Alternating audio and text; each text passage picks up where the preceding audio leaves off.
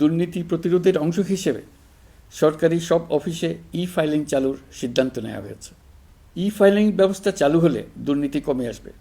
এতে করে কোন অফিসের কোন ডেস্কে কোন ফাইল আটকে আছে তা সহজেই জানা যাবে। সরকারি যতগুলো কার্যক্রমে অনলাইন সেবা চালু সম্ভব সবখানেই এই সেবা চালুর বিষয়ে সরকার কাজ করছে। সরকারি বিভিন্ন সেবা পেতে অসহায় নাগরিকের টুটি চেপে ধরে অবিশ্বাস্য পরিমাণ টাকা দিতে বাধ্য করা হয়।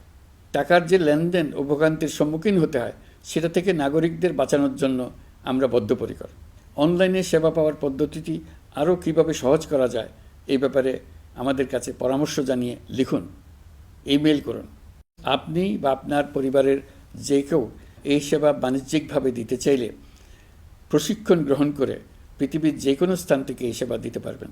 বিগত সরকারের আমলে ভিন্নমতকে দমন করার জন্য মিথ্যা মামলাকে হাতিয়ার হিসেবে বেছে নেওয়া হয়েছিল। বিভিন্ন পর্যায়ে যাচাই বাছাই করে আমরা এইসব হয়রানিমূলক মামলা প্রত্যাহারের উদ্যোগ নিয়েছি। গত ফ্যাসিস্ট সরকারের সময় দায়ের করা রাজনৈতিক হয়রানিমূলক মামলাগুলোর মধ্যে সারা দেশেই পর্যন্ত ৬,২৯৫টি মামলা প্রত্যাহারের সুপারিশ করা হয়েছে।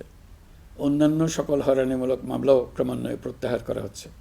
এছাড়া এ পর্যন্ত সাইবার সিকিউরিটি আইনের অধীনে বিচারাধীন স্পিচ অফেন্স সংক্রান্ত ৪১৩টি মামলা প্রত্যাহার